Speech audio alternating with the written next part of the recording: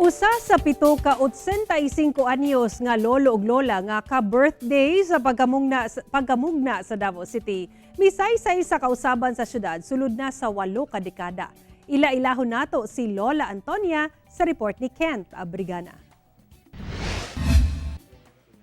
Marso 1, tuig 1937, gipanganak kining 85 anyos nga si Lola Antonia, nga taga Barangay 28C, Davao City. Sa susamang adlaw diyang natawo siya, namugna sab ang syudad sa Davao.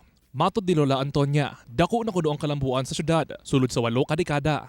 Adlaw-adlaw halos na ay ka madungog nagbuto-buto. Murag nagasyuting. Kani adto, maglisod ka mangita og asa ka mukaon kung gusto ka mukaon sa labas. Wala kay maadtuan. Kung i-compare sa una, wait, this is already heaven. Yeah.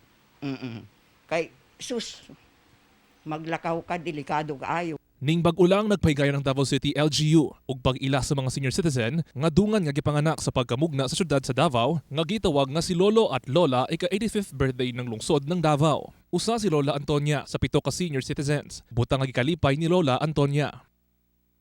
Dugang ni Lola Antonia, swerte ang kabataan karon tungod sa mga pribilehiyo nga dala sa kalambuan sa syudad. Dapat mag-appreciate.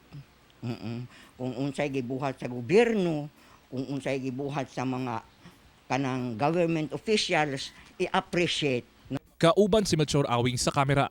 Ako si Kent Abrigana para sa One Mindanao.